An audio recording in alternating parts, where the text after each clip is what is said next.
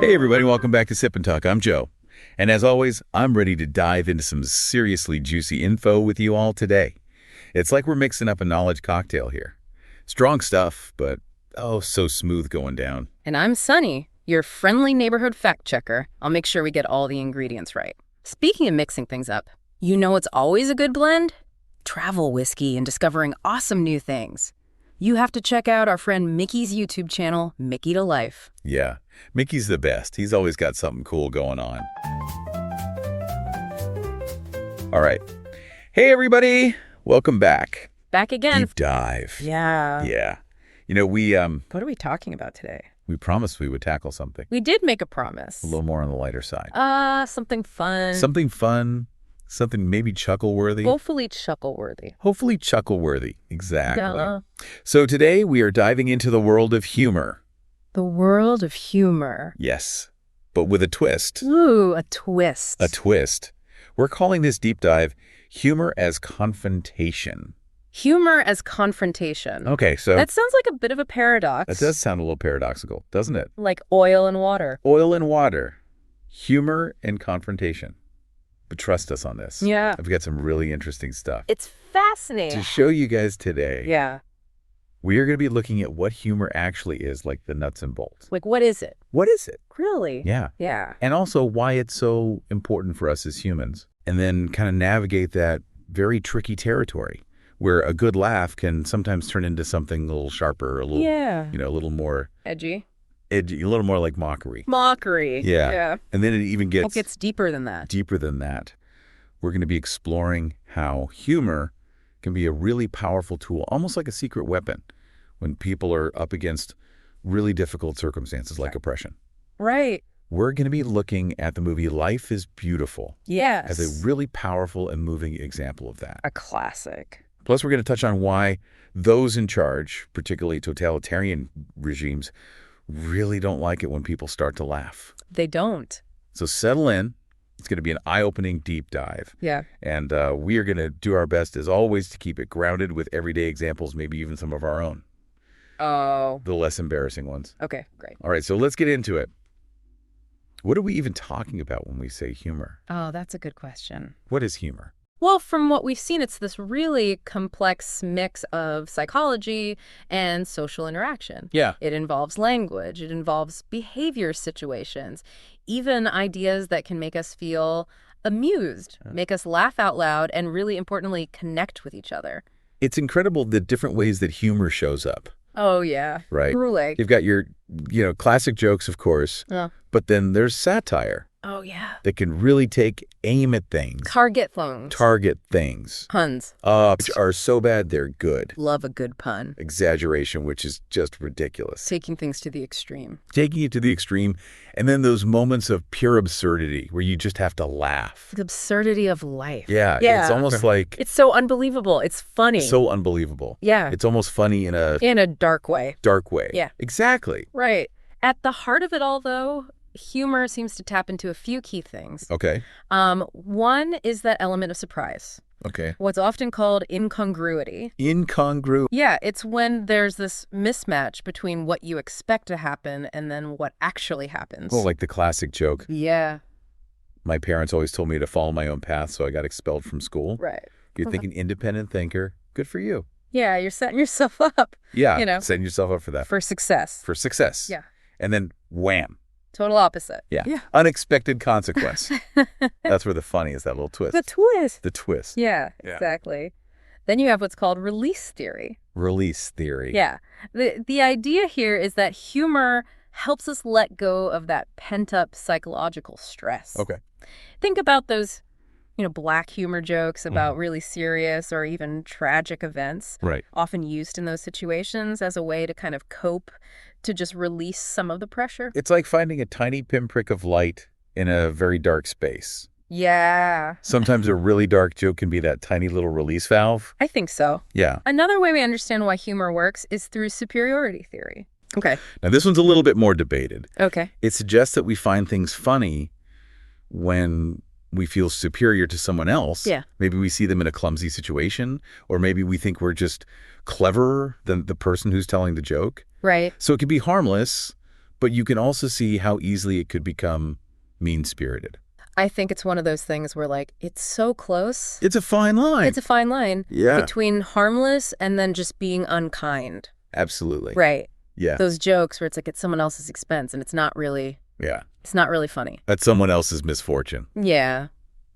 Not cool. Not cool. But part of it, I guess, sometimes. I get why people laugh at that sometimes. Yeah.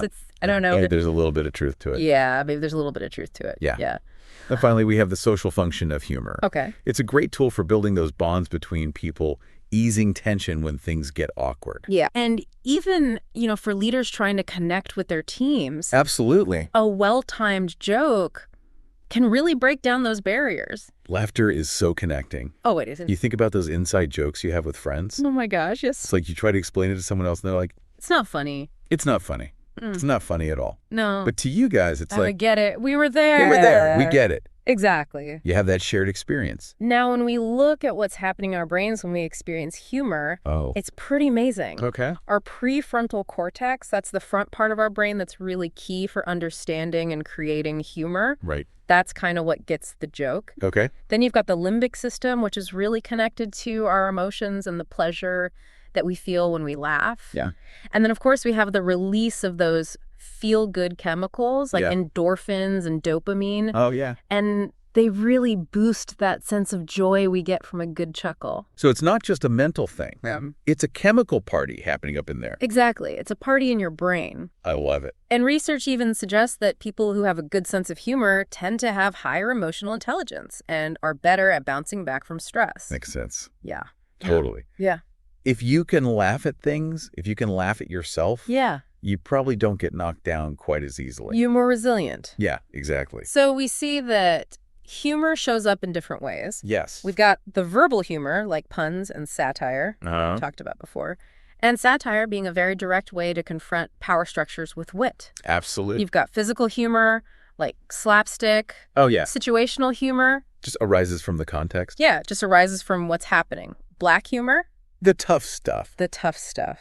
Self-deprecating humor. Poking fun at yourself. Making fun of yourself. Yeah. Right. And let's not forget satirical humor. Yes. Which is all about using humor to critique society or politics. Right. Like you see on Saturday Night Live. Classic. That kind of thing. Yeah. And it's so important to remember that what's funny is not the same everywhere. It's not universal. What makes one culture just roar with laughter might leave another completely cold. Yeah, or even offend them. Or even offended. Yeah. Western cultures, we were saying, often appreciate satire and black humor. Right.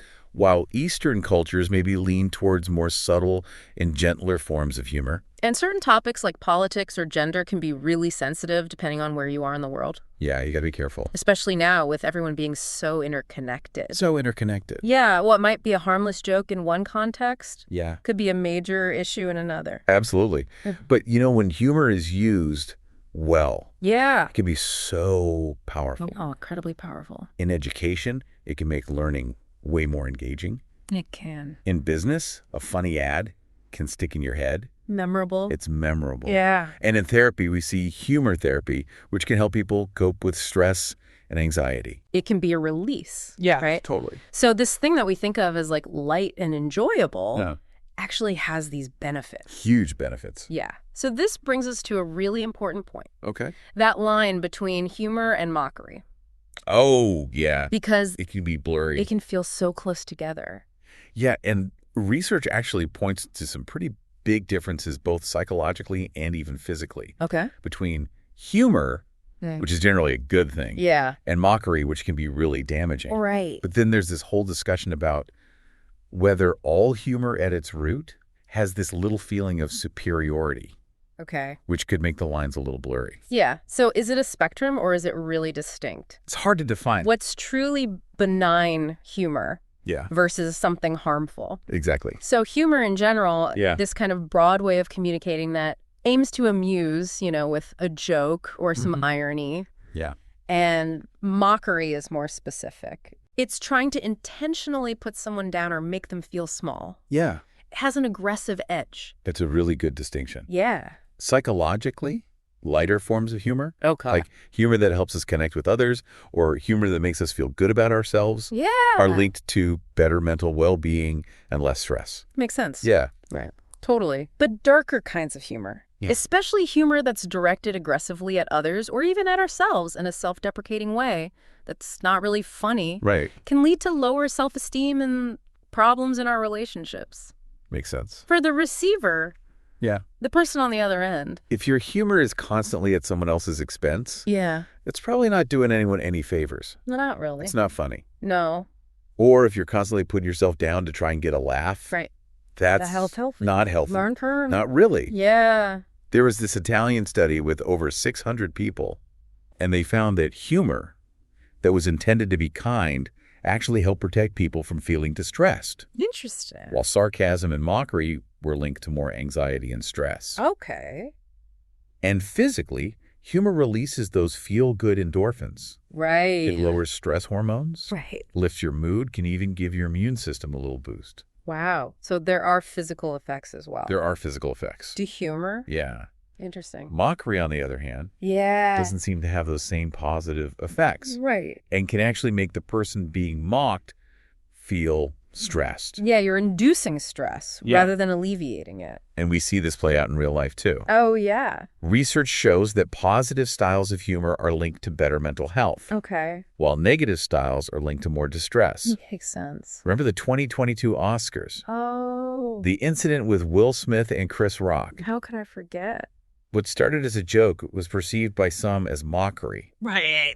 and it led to a physical confrontation. Yeah, things can escalate quickly. Really quickly when humor crosses the line. Yeah, when it becomes an attack. An attack. Yeah. So It's a stark reminder. it is a stark reminder. How negative that reaction can be. Totally. Yeah. So the argument for saying there is a difference between humor and mockery are pretty strong. Okay. Humor can be good for our mental and physical health, Uh-huh. especially when it's used to connect with others, Right. while mockery can really hurt someone's self-worth. It can be damaging. The research backs this up, Yeah. and these real-world examples show us the potential negative outcomes. But then you have the flip side, Okay. the arguments that say maybe the line isn't so clear, Okay. the idea that all humor has some root in feeling a little bit superior. Yeah. And you also have forms like satire, which can be both funny and cutting, Depending on depending on the culture and who's receiving it. who's on the receiving end. What one person sees as a clever jab at a flawed system,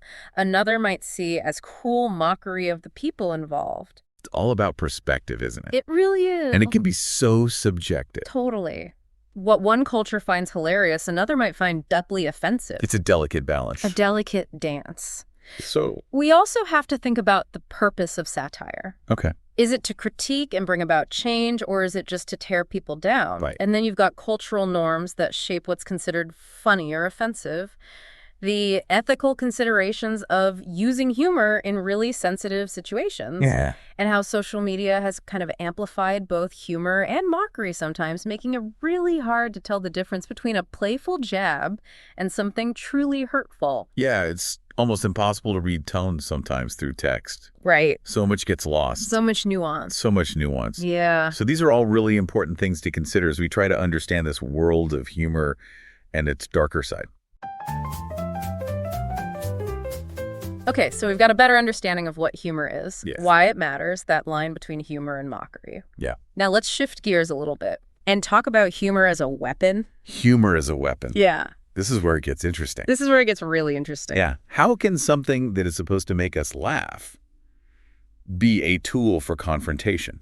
Right. It seems counterintuitive. Seems very counterintuitive. Yeah. How can, like, jokes or funny observations be a way to kind of push back against things?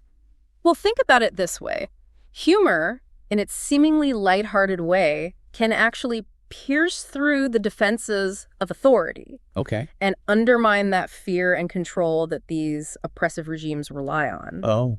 That's a big reason why totalitarian states tend to be so afraid of humor. So it's more than just like a bit of fun for the people. It's like an Mhm. actual threat to those in power. It can be. How does that work? Well, in a couple of ways. Right. First, humor has this amazing ability to deflate the sacredness of authority. Okay. Totalitarian regimes often build this image of this all-powerful leader or ideology, Right. something that can't be questioned. Mm-hmm. But humor, through, making fun of them, exaggerating their flaws, pointing out the absurdity of their rules, Right. can make these carefully constructed figures and ideas seem ridiculous. Oh, okay. Even a single witty remark can plant a seed of doubt. Right. And that kind of internal questioning is really tough for a regime to just stamp out with force. Yeah, once you start to laugh at something, it loses its power over you. Exactly. It's like popping a balloon. You're deflating the power. Yeah, exactly. Okay, what's the second way? Secondly, humor is so contagious. Oh, yeah. It spreads like wildfire Out of mouth. among people. Yeah. Totalitarian states, they rely on controlling information. Right. But humor, because it's short, it's easy to remember, it's easy to share even in whispers. Yeah. Or through kind of coded jokes, like in oppressive environments, like those political jokes that people told in the Soviet era. Right. It weakens that regime's hold on what people think, and it creates a sense of unity. So it's a way for people to connect and realize they're not alone. Yeah, even if they can't say it openly. Even if they can't say it openly. Yeah. I love that. Okay. Third one. Humor chips away at fear. Ah, Fear is a fundamental tool of totalitarian rule. right. But when people dare to laugh at their leaders, they're no longer completely paralyzed by that fear. Okay. This psychological liberation can be a trigger for change Oh, wow. because it shows that those in power aren't untouchable. Yeah. Regimes can try to control what people say and do, but they can't fully control what they think and joke about. They can't control your thoughts. Yeah, that's dangerous territory. That's their biggest fear. For sure. And the last way. The last way, humor exposes the inherent absurdity Okay. that's often present in totalitarian systems. Yeah. Many of their policies and propaganda are full of contradictions. Yeah. They don't really make sense. Right. And humor has this way of highlighting those illogical aspects, Okay. allowing the population to see the regime's hypocrisy and weaknesses more clearly. So you use humor to point out those contradictions. Exactly. Making fun of the ridiculous bureaucracy or empty promises that can wake people up from just blindly following orders. You're making fun of the rules. Yeah, you're holding a mirror up. You're holding up a mirror It's their nonsense. to the nonsense. Yeah. And once you see how silly it is, All right. it's hard to take it seriously. Exactly. I like it. Yeah. So to bring this to life, let's think about the film Life is Beautiful. Yes. It's a deeply moving example of this. Even though it's incredibly sad. It's a beautiful movie, Yeah. but it's so sad. Yeah. For anyone who hasn't seen it, it's about Guido Orifice, a Jewish father who is in a Nazi concentration camp, and he tries to shield his young son from the horrors around him, Right. or pretending that it's all just a game. Amazing performance. Yeah. Robert Ribmanini. It's an incredible film. Yeah. And there's this incredibly poignant scene near the end when Guido is being led away by German soldiers To be executed. to be executed. Yeah. And as he walks past where his son is hiding, he catches his eye winks and continues to act out the silly game that they've been playing. It's so powerful. It's not like a ha-ha funny moment, No. but it's a really profound act Yeah. of using this playful deception Yeah. in the face of unimaginable terror. Absolutely. It's not like a comedy ha-ha moment, but it's like, It's deeper than that. it's deeper than that. Yeah. It's so, It sticks with you. it sticks with you. Yeah. The way that he keeps up this act, even in that final horrific moment, Just to protect his son. it's so heartbreaking. Yeah, it's beautiful, but it's heartbreaking. It's beautiful, Yeah. but it's so heartbreaking. So heartbreaking. And you mentioned before something about him walking comically, but in the film, what it really emphasizes is that wink and the ongoing charade. Right. It's not about like haha funny, No. but it's this The determination. this unwavering determination to maintain hope and safeguard his son's innocence in the face of absolute despair. Yeah. It's a resistance in its purest form. Yeah, and that brings us back to why totalitarian regimes are so afraid of humor. You okay? It's this subtle but incredibly powerful way to undermine their authority. Yeah. It spreads so rapidly. Yeah. It diminishes the power of fear, Yeah. and it exposes those inherent absurdities. Right. That's why you so often see these regimes cracking down on Yeah. satirical works Satirical work. and comedy performances. Yeah. They understand the power of laughter. It's a threat to their power. Yeah. And it's so interesting to think about how many stories there are throughout history Oh, yeah. of people who lived in oppressive regimes, and they would use jokes and coded language to communicate and resist. Absolutely. I mean, even in my own family history. Oh, really? Nothing on the scale of, Sure. what we're talking about, but just small ways that people would find to inject humor into really tense situations. Yeah. Just to take the edge off. Yeah. Like to remind themselves that they were still individuals. Right. Not totally under someone else's control. I think those little acts of defiance can be so important. Yeah. To help people hold on to their sanity and their sense of self. Absolutely. When faced with these dehumanizing forces. Right. So we've explored what humor is. Yeah. All the psychological and social benefits. Right. This tricky line. It walks with mockery. Right. The negative consequences. Yeah. And then, of course, how this thing that we think of as light and fun can actually be a tool for challenging authority and confronting oppression. As we saw in Life is Beautiful. As we saw in Life is Beautiful, and how totalitarian states fear anything that makes people laugh. They do. Absolutely. So that leaves us with a thought for you. Okay. Consider those everyday situations where humor helps you navigate those tough times. Yeah. Or even question those things around you. Right. What does that tell us about the power of humor? I love that. Yeah. And on that note, we want to give a shout out to our good buddy, Micky. Oh, yes, Micky. Yeah, he's got a fantastic YouTube channel called Mickytolife. Mickytolife. You should check it out. He's got great stuff. He's got travel vlogs. Yeah, the travel vlogs. Some pretty entertaining whiskey. Oh, I love those. Alcohol unboxings. Yeah. And he even has an original music channel. Oh, wow. So go give him some love. Yeah, definitely worth checking out. Thanks for joining us on this deep dive. Yeah, thanks for listening. Hope it gave you something to think about and maybe even a chuckle or two along the way. Absolutely. All right, see you next time. See you next time. Bye.